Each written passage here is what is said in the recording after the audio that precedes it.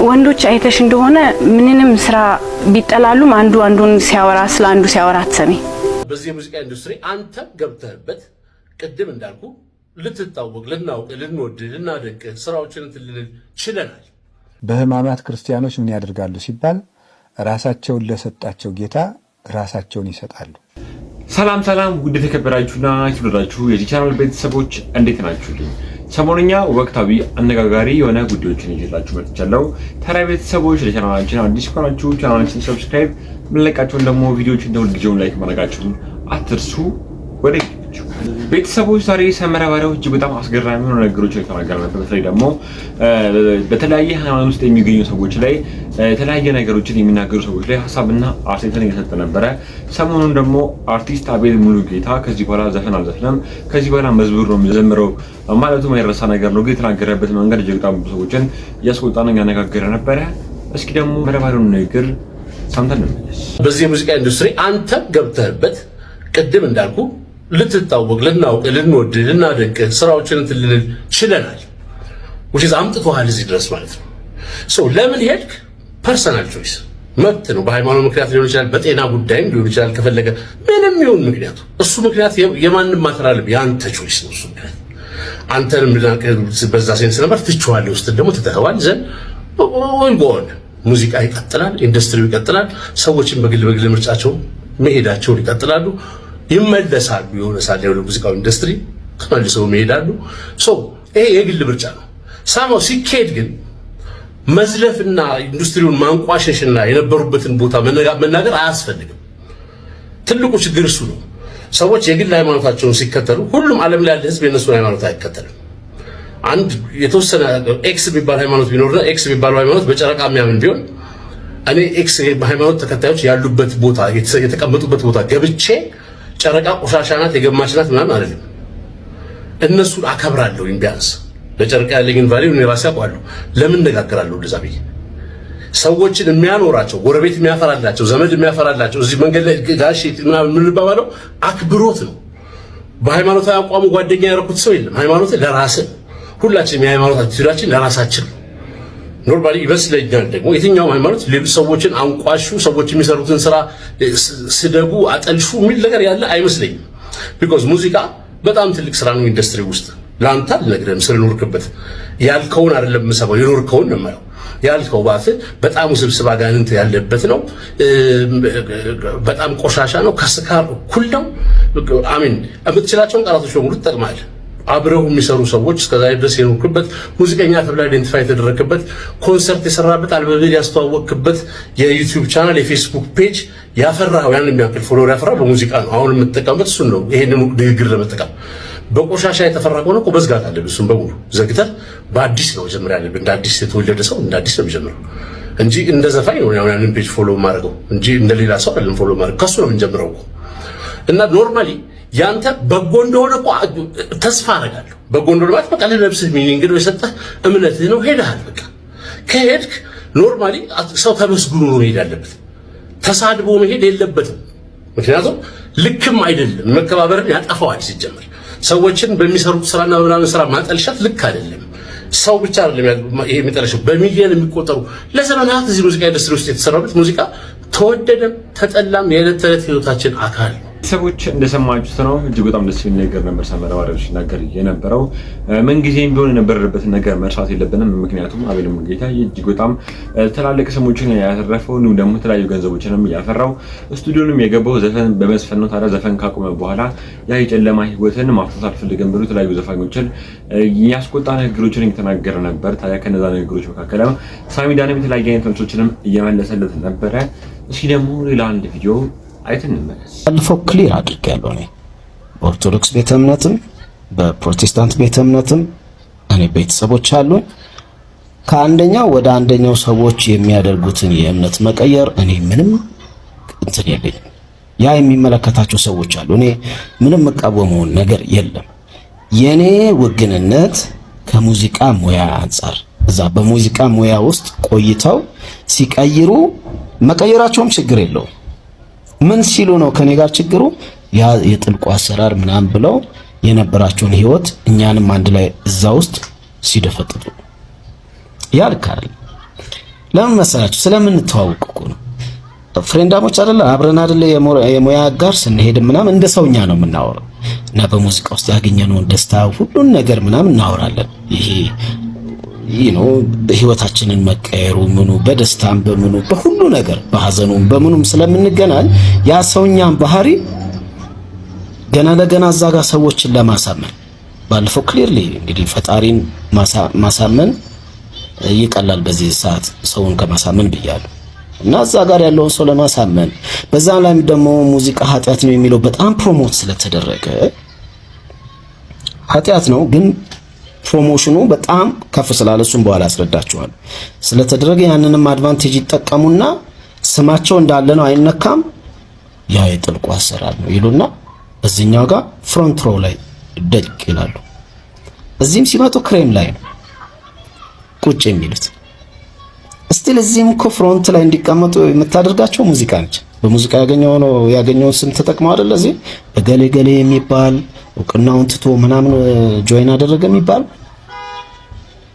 እስቲል እዛም ፊት ለፊት የምታሰጠው የሙዚቃ በሙዚቃ ውስጥ ያገኘው ነው ግን ይደፈጥጣል ሁሉን ነገር እዛ አበበ ምናምን የሚባል ስንት ዓመት የዳከረ ሊኖር ይችላል እሱ ፍሮንት ሲት ላይ ያገኝ ይችላል የኛው ሰው ግን ቀጥታ እዛ ጋር ፊት ለፊት ዱቅ ልትል ትችላለች ስለዚህ ያንን እንኳን እንደዚህ እንኳን የምታደርግን የጥበብ ነገር ሙዚቃን መደፍጠጥና አብሮ ሁሉን ነው ያን ሁለታውን ምኑን መርሳት ሁለተኛ ነገር እዚህ ውስጥ ራሱ ብታዩት ለምሳሌ እነዚህ ሰዎች በቃ ይሄ የጥልቁ አሰራር ነው የጨለማው ስራ ነው ካሉ ያፈሩትን ንብረት ይሄ የአእምሮ ንብረት ሁሉን ነገር እንዳለ ደግሞ ሙሉ ለሙሉ ማጥፋት አለባቸው አያደርጉ በፊዚካል ይሄ ቤት መኪና ምን ገንዘቡን የተጠቀሙትን ሸጠው ሁሉን ነገር ተተከተለኛ አይደል የሚለው አያደርጉ ለምሳሌ አዳዲስ ዘፋኞች በቃ ዘፈናችሁን ያው እናንተ ኦሬዲ ስለተዋችሁ ብለው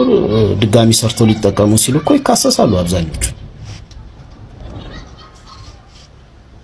እና እሱ ጋርም እንዲሁ እንድታዩት ነው እንድታብሰለስሉት ነው ሳሚ ምንድነው እዚህ ጋር ቅር ያለው ነገር ስትሉ ከዚህ አንፃር እንድታዩት ነው እንጂ ከየትኛው ቤተ እምነት ወደዚህ ወደ ኦርቶዶክስም እኮ እዛው በቃ በጥልቁ ሁሉን ትተን ምናምን ብለው የሚገባዋሉ እዚህም ፍሮንት ሲት ላይ ነው የሚቀመጡት እነዚህ ሰዎች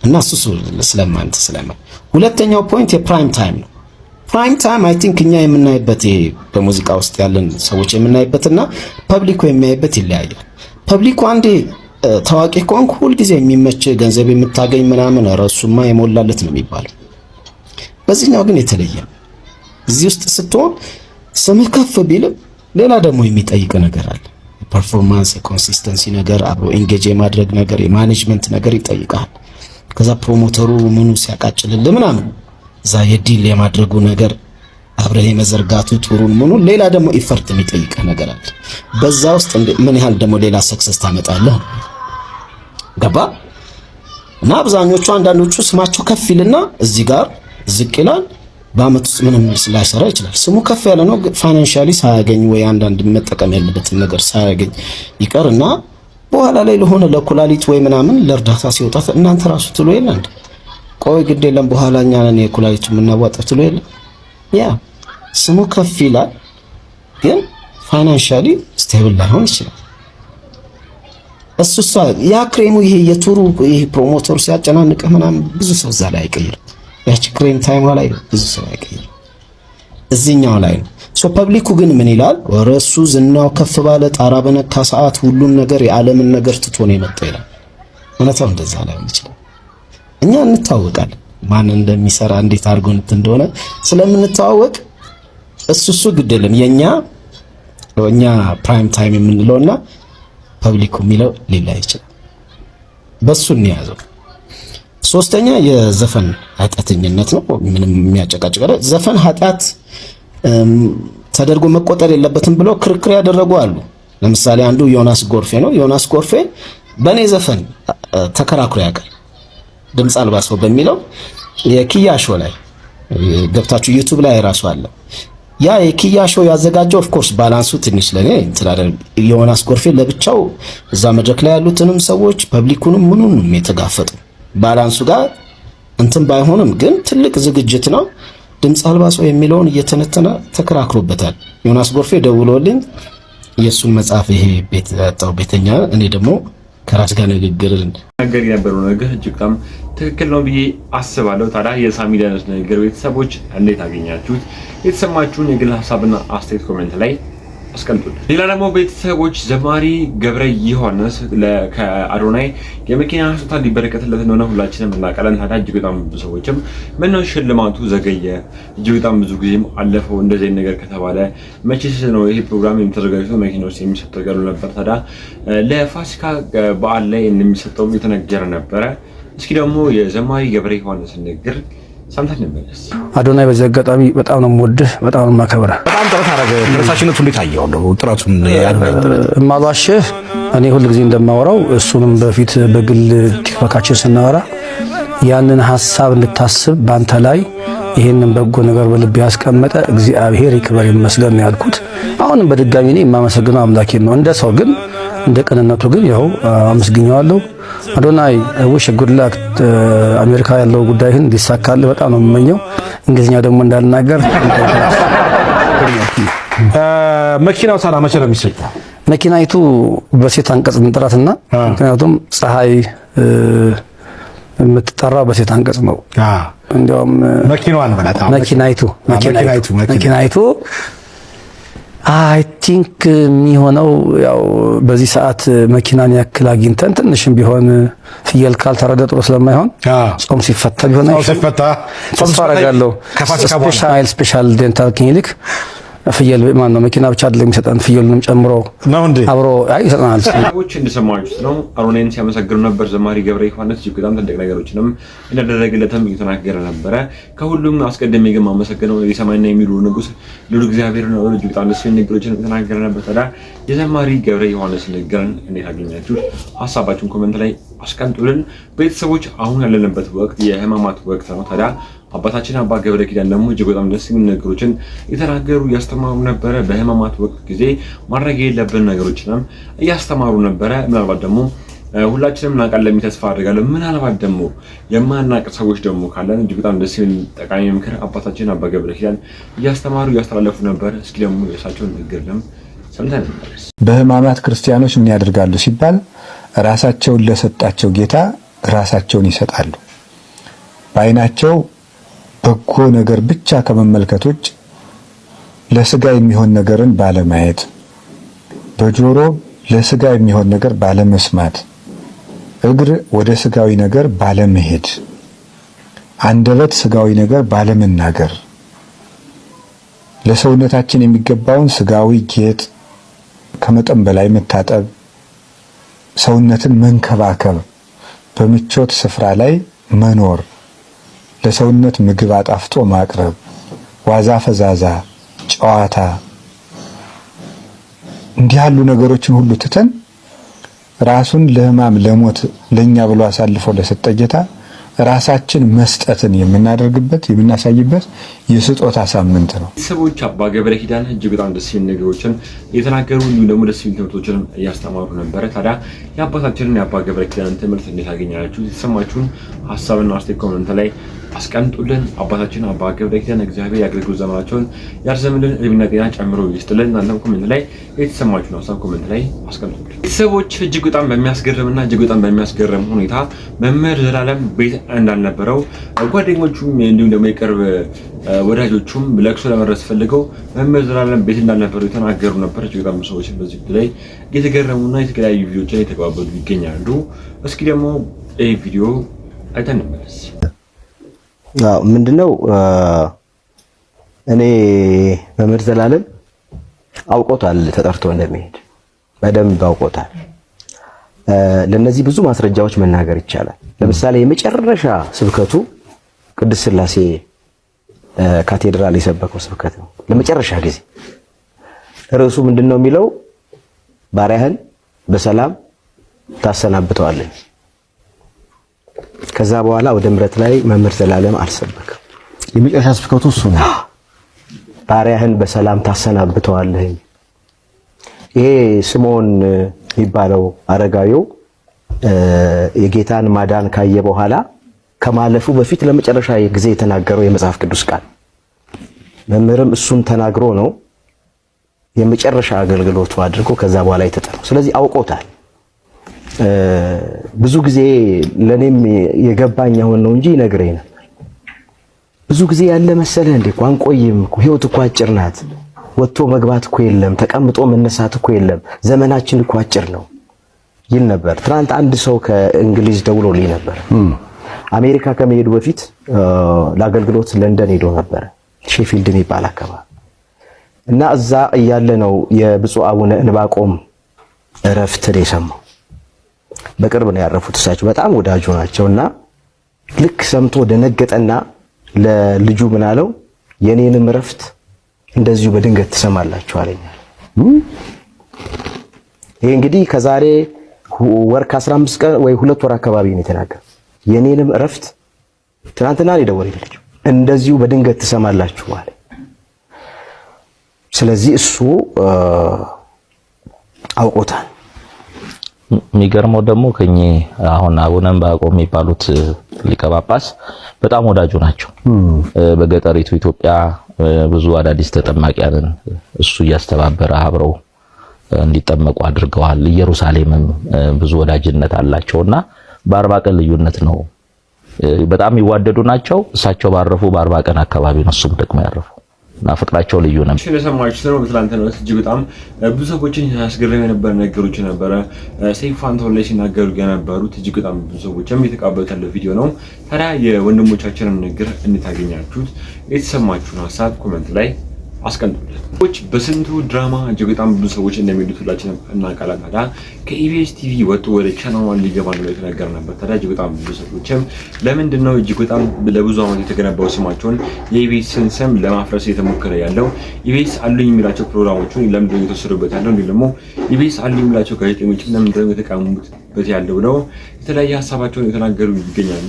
እጅግ በጣም በሚገርም ሁኔታ የቀድሞ የኢቢኤስ ጋዜጠኞችን ተሰብስበው ከዚህ በኋላ በስንቱ ድራማ የሚታየው በቻናል ዋን ነው ተረስተው እንዲሁም ደግሞ ደስታቸውን የገለጹ ቪዲዮ ተለቀው ነበረ። እስኪ ደግሞ እነዚህ ቪዲዮዎች አይተን እንመለስ። ብዙ ቤተሰቦቻችንም እንግዲህ በጉጉት እየጠበቁት ነው ብለን እናስባለን። በእርግጠኛ አላሳወቅንም ነበር።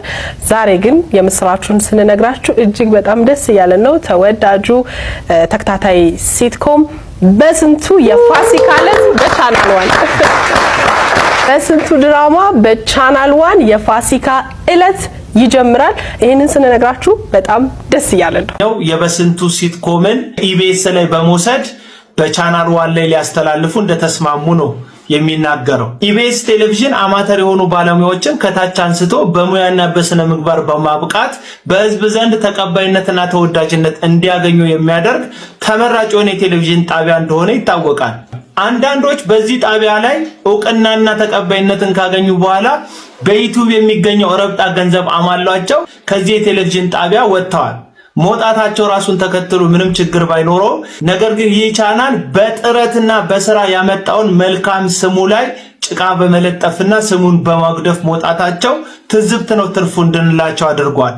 ኢቢኤስ ባለሙያዎችን ከታች አንስቶ ማብቃቱን ተከትሎ የተለያዩ ቻናሎች ከዚህ ጣቢያ ላይ ብዙ ባለሙያዎችን አስኮብልለው ያውቃሉ። የቻናል ዋን ጉዳይ ግን ከዚህ ሁሉ የተለየ ነው። ድንገት ሪሞታችሁን ብድግ አድርጋችሁ እየቀየራችሁ ቻናል ዋን ላይ ከደረሳችሁ ኢቢኤስ ስም ቀይሮ እስኪመስላችሁ ድረስ እያንዳንዱ የኢቢኤስ ፕሮግራም ኮፒ ፔስት ተደርጓል። ከዛ ሁሉ በላይ ግን የሚገርመው የቻናል ዋን መስራች የኢቢኤስ የቀድሞ ዳይሬክተር መሆኑን ስታውቁ ነው። ባለሙያዎችን አስኮብልሏል። ራሱ ቻናሉን ኮፒ ፔስት አድርጓል። አሁን ደግሞ በስንቱ የተሰኘውን ተወዳጅ የቴሌቪዥን ሲትኮም ለመውሰድ በጓሮ በር ከአብሪኮም ጋር ውልና ስምምነት አድርጓል።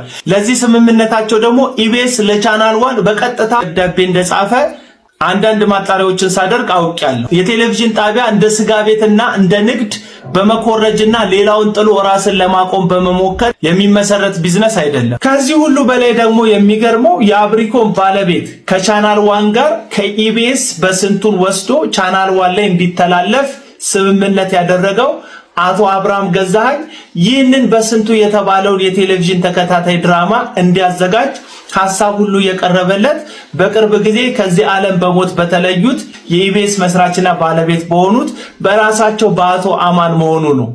ድርሰቱንም አዘጋጅቶ በመጣ ጊዜ ነጸብራቅ የሚል ርዕስ ሰጥቶ ሲመለከቱ አይ ነጸብራቅ ከሚሆን በስንቱ ብትለው የተሻለ ነው ብለው በቻናላቸው ላይ እንዲተላለፍም ከማድረግ ባለፈ እዚህ ስራውም ደግሞ ከፍተኛ የሚባል ክፍያ ከፍለውታል። የእሳቸውን ማለፍ ተከትሎ እረፍታቸው በቅጡ 3 ወር ባልሞላበት ጊዜ ነው እንግዲህ ህሊናን በካደ መልኩ እምነትን በሻረ መልኩ ከኢቢኤስ ጋር ያለው ህጋዊ ውል እያለ አዲስን ውል ከቻናል ዋን ጋር ለመዋዋል የቀረበው።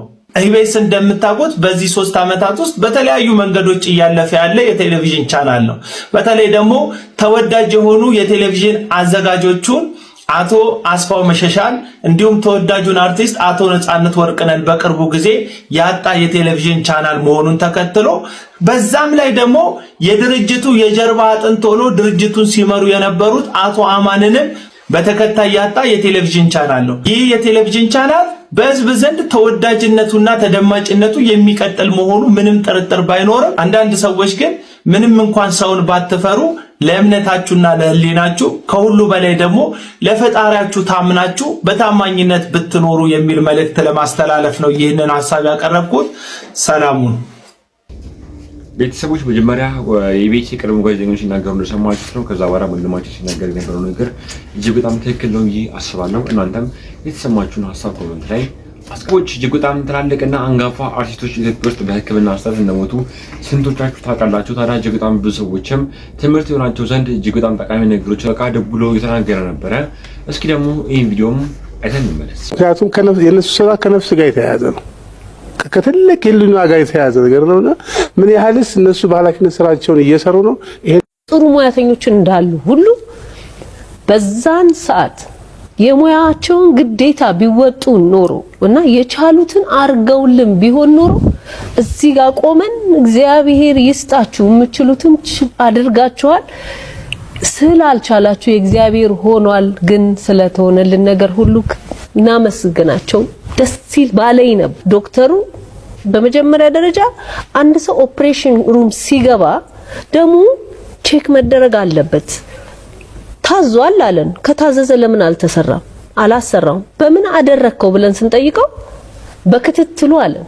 ሲከታተላት ነበር። አዎ፣ ግን ደም ከወር በፊት ወይም ከ2 ቀን በፊት አይደለም ጠዋት የተወሰደ ለከሰዓት ኦፕሬሽን መቼም እንደገና መደገም እንዳለበት የሜዲካል ሰው ባልሆንም እንደው በህይወቴ ላይ በሚከናወኑ ነገሮች አውቃል።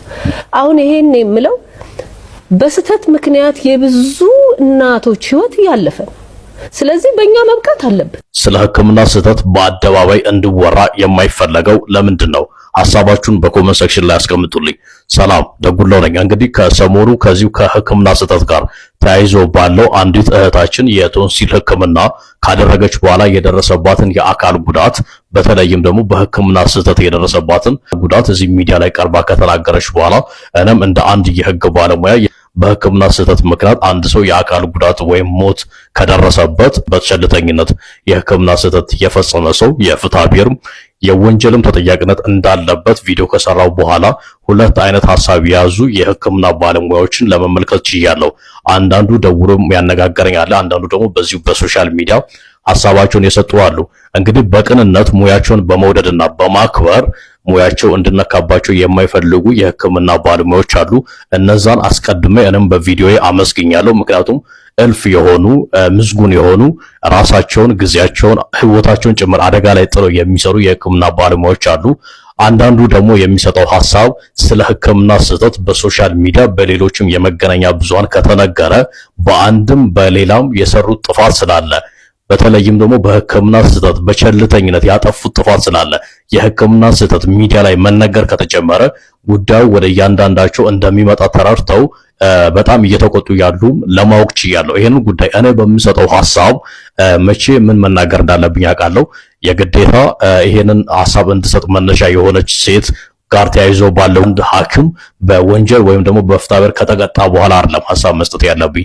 ስለዚህ እሱን ደግሞ ለእናንተ የማስረዳት ግዴታ የለብኝም። በተለይም ደግሞ ቸልተኛ የሆናችሁ ነው እጅግ በጣም ታዋቂ የሆነ አርቲስቶች ኢትዮጵያ ውስጥ በህክምና ስህተት እንደሞቱ ታውቃላችሁ። ከነዛም መካከል በህክምና ስህተት እንደሞተ የተለያየ ንግግሮች ይነገራሉ። ደግሞ እጅግ በጣም ብዙ ሰዎችም የተለያዩ ሰዎችንም ይጠቅሳሉ። ታዲያ ለእናንተም እጅግ በጣም ትልቅ ትምህርት ሆናችኋል ብዬ ነበረ የጠበቃ ለጉሩን ንግግር ያሰማኋችሁ። ታዲያ እናንተም የተሰማችሁን ሐሳብ ኮሜንት ላይ አስቀምጡልን። በስተመጨረሻ ማስተማራችሁ ቪዲዮ ምንድነው አርቲስት ደምሴና መልእክተኛው ቀለበት አሰሩ የተባለ ነበረ። እጅግ በጣም ብዙ ሰዎችም ይሄን ቪዲዮ የተቀበሉት ይገኛሉ። የበር ነገር ሆነ እጅግ በጣም ደስ ይላል። እጅግ በጣም ብዙ ሰዎችን ተገርሞበት ሐሳቡን የተቀበሉት ነበር። እናንተ ታዲያ ይሄን ሐሳብ እንታገኛችሁ ተሰማችሁን? ሐሳብ ኮሜንት ላይ አሳችሁ ቪዲዮ እኔ ይመስላሉ። በቀጣይ እናንተን ነገር ያስጨብጣሉ፣ ሐሳብና አስተያየቶችን ያላውጣሉ። የባሰባቸው ቪዲዮችን ይዤላችሁ እመጣለሁ። ስለዳምጣችሁ ያመሰግናለሁ። ለቻናላችን አዲስ ከነበራችሁ ቻናላችንን ሰብስክራይብ፣ ለቃችሁን ደግሞ ቪዲዮችን እንደምን ጊዜው ላይክ ማድረጋችሁን ቀጥሉበት። ቴንክ ዩ